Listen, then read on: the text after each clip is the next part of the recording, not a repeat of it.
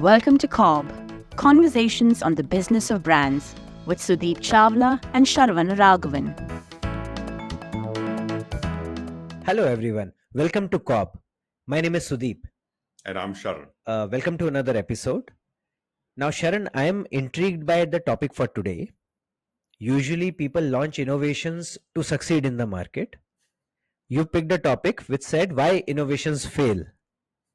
Are you trying to put some kind of black magic or voodoo on every innovation that everybody puts in the market?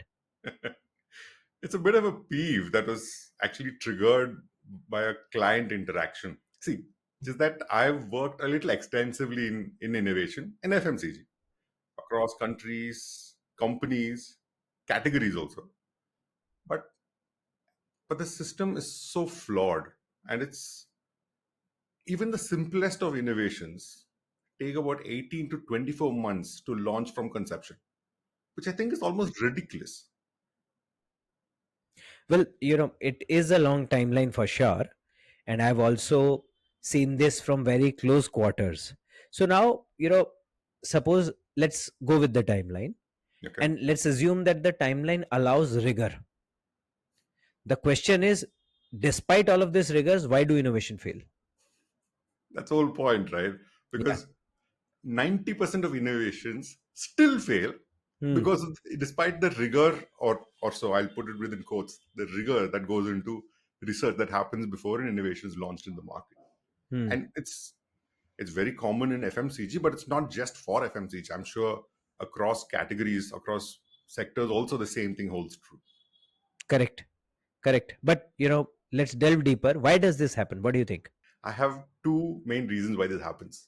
Okay. One is because there is absolutely no way to create actual market reality for you to simulate and see how the product is going to work in a market.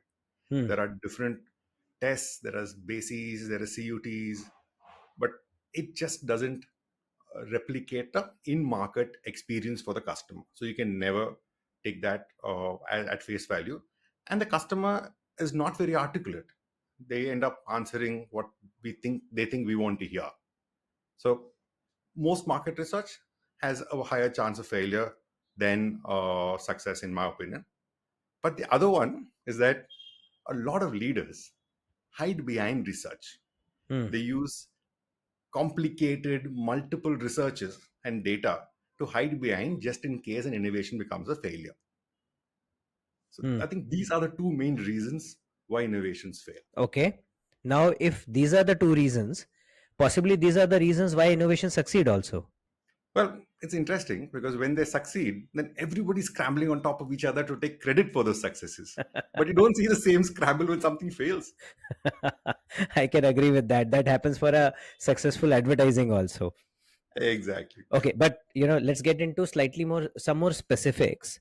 So, can you assign some specific reasons that some of the listeners can then learn from for failure of innovations?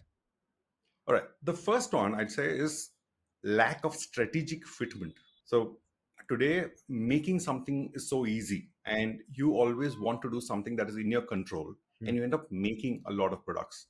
And most of the time, this does not even align with your brand's infrastructure, for that matter. For example, there was this leading glass brand. I won't name them. You know who I'm talking about. And they have a glass ka adhesive, which is doing very well. It's sold in all the glass hardware stores.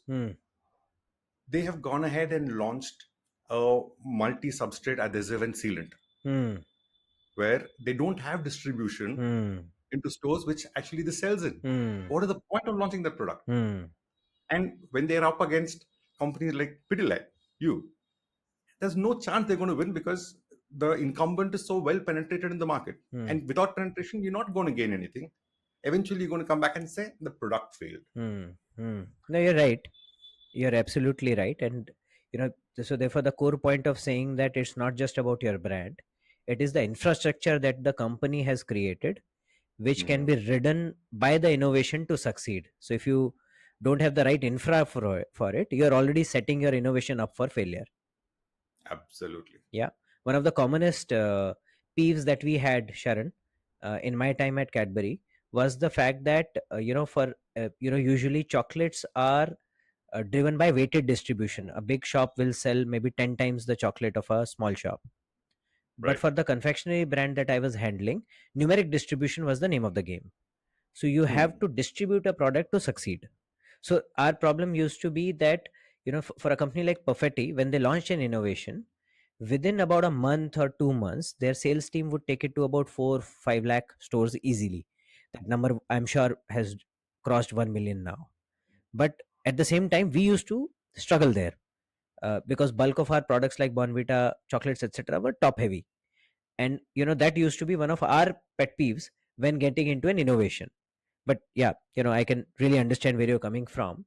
Another one that I'll talk about, which is slightly on the same zone but comes from a brand point of view, Sharon, is where I've seen people or companies launching products which are just too far away from the core value or equity of their brand. Way back, I don't know, in 2011 or 12, I had gone to Phoenix Mills in Lower Parel, and I saw this car, very nice looking Japanese car by the name of Kizashi. Kizashi, Okay. priced at Okay. 22 or 24 lakhs, from the Wow. stable of Maruti Suzuki. Now, I'm sure it was a Suzuki car, good one at that. But Maruti brought it in, and those days Maruti, the most selling brand, which still is, was possibly Swift or Desire. That time, I don't think they had Desire, so it was somewhere around this. Yeah, Right. understandably so, it didn't work. Yeah, for a consumer to believe for a car which they usually pay 5 6 7 lakhs for, to get a 25 Hmm. lakh or 24 lakh kind of a car from the same stable was a problem for them. And many years later, now that I see, Maruti itself has created a separate dealership called Nexa for Exactly. slightly more premiumized, slightly more stylized brands, because they realize that they need Mhm. to change the stable where these offers are coming from. Exactly. And I mean, the two famous examples that jump to your mind in line with what you're saying. I'm not even sure some of them are true. One was Pond's toothpaste, Okay, now I've never heard which of was that. launched, thankfully Okay. so, I think. And Colgate had launched a heat and eat pizza brand Okay, not in under Colgate India. in the Okay. US. So these are two big famous case studies of horrible brand extensions Oh, that okay. happen. Okay. I hope they are not true. This is just stories for their sake, but never mind. Okay. So now, uh, so these are factors which are related to decisions that the company take, uh, vis-a-vis some external distribution or consumer visit. Are there internal factors also? Oh, of course, the people who make these Hmm. products. R&D is in love with whatever Hmm. they make. Like anybody is, right? That's the Hmm. IKEA effect. So when R&D comes up with an Hmm. innovative product, they sell with all their Hmm. heart to everybody within the company to go Hmm. launch it. But what they fail to recognize is the actual Hmm. consumer need. In fact, that responsibility still falls on marketing and the innovation team, but it's driven by the Hmm. R&D team. I'll give you an example of what happened Hmm. with me. I was leading innovation for international business at Godrej Hmm. Consumer Products, and the R&D team had come up with a hair gel which would glow in the Oh, dark. nice. I can't comment on category like hair gel, but okay, yeah. So how did it go? So this product was, it is just fascinating. It is just new, right? It's like the new kid with a toy. This is fascinating. And the thing is, we had no play in men's hair care Hmm. in Hmm. Indonesia. The only hair color version we had was a women's hair color that we Hmm. just launched. But there was so much pressure to look at this product and get it to the market.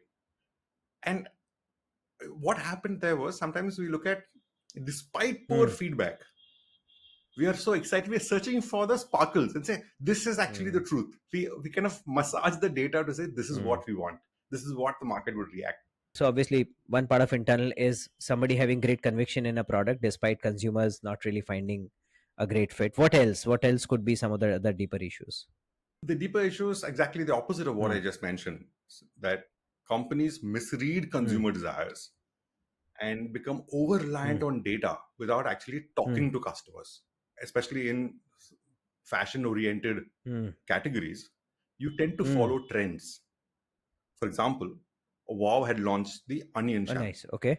Mama Earth also launched the onion shampoo. Every brand launched the onion shampoo, and not every brand worked, because by the time the fourth brand launched, the trend was already over. So when you start following these trends and saying this is how it is going to be, without actually understanding what the data is trying to tell you, that also becomes a problem, because the trends change faster than the data does, right? Correct. That's true. In fact, for a little while, I was working in the art and craft category. I can tell you that a lot Hmm. of the art and craft is also very trend driven. And the constant Right. struggle was whether to follow the trend that has already reached Indian shores, or to try and study influencers that might create a trend which will reach Hmm. Indian shores in a few months from now. Sometimes the trend would last long enough for us to catch on to it, get our production right, get a quality product in, and ride on it. Sometimes it wouldn't last so Hmm. long, and or it would fail to catch on, and we would be left with unsold inventory. I think that's the nature of the game. That's how Right. fashion industry also works. So you see clearance sales and all of that. But if you can budget for all of Exactly. it, if you have a method to this madness, I'm sure you will see more successes than failure. Okay. True. So when all of this is happening, and the company has few sane people like you on board for consulting, etc., it should become your moral responsibility to raise some of these flags or issues with them, right? Well, that's one of the reasons I'm today a consultant and no longer an employee, for having raised too many flags within the system. But usually what happens is that nobody wants to disrupt the Hmm. larger voice in the room. That leads to a lack of diverse Hmm. perspectives in the system. And once everybody's in love with the product or with an idea, it just becomes a Hmm. bit of an echo chamber where you're innovating Hmm. for innovation's sake. It doesn't really have any consumer backing or business backing to it, Hmm. because somebody said so. You end up Hmm. wanting to follow through. You're just Hmm. following orders blindly. That's Okay. what happens most of the time. Okay. Fair. So now which therefore should be much more truer for large big companies, and I'm assuming this Right. therefore leads to opportunities for startups and incumbents, right? Absolutely. Because this is the Achilles heel of the large incumbent Hmm. FMCG guys that the startup and the emerging businesses can actually take advantage of, because they're agile. They are actually closer to the customer because they don't have the money to buy data. The only way, if you listen to our previous episodes, is that you Hmm. go and talk to customers. It keeps them Hmm. a lot more grounded. And because they are a small organization, they can adapt a lot quickly, and they can follow trends a lot faster than it would be for Hmm. the larger companies to do. And they can avoid the larger pitfalls. Fair. I agree to that. So now, we've spoken about lots of reasons, internal as well as external, that could lead to failure of innovations. Hmm. Now, hence, if you were to, try to cull out some best practices that organizations can follow, both big and small, on how do they get their innovations right. The companies need to be flexible in how they approach Mm-hmm. innovation. That's the first point, right?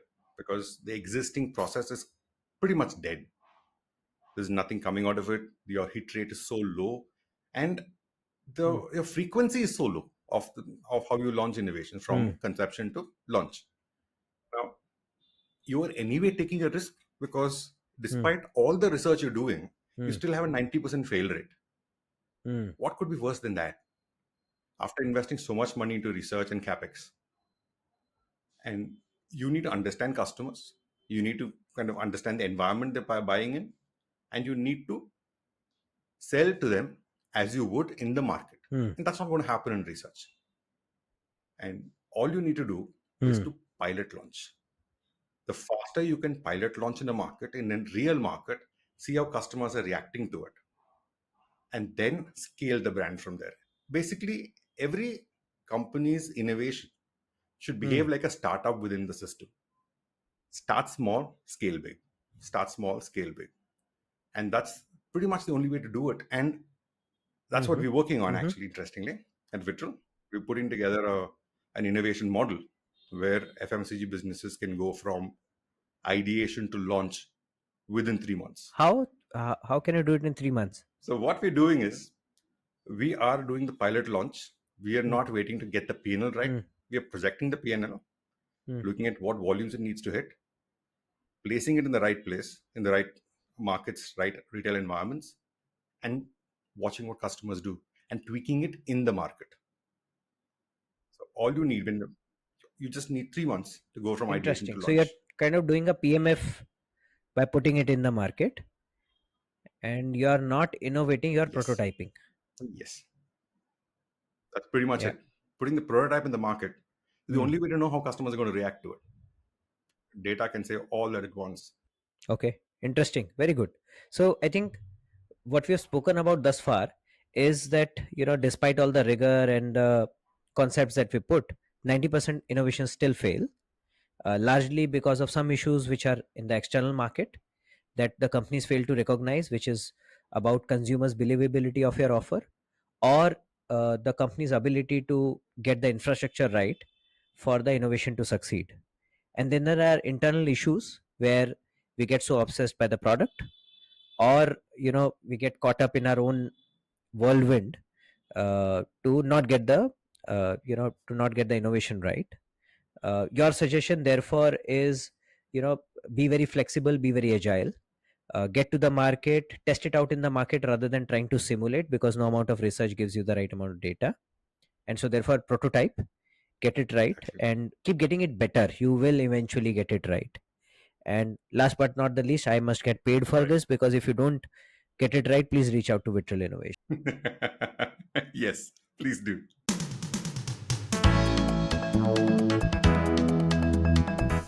Thank you for listening to CoBB, Conversations on the Business of Brands with Sudeep Chawla and Sharan Raghavan. Subscribe and learn more at cobcast.net.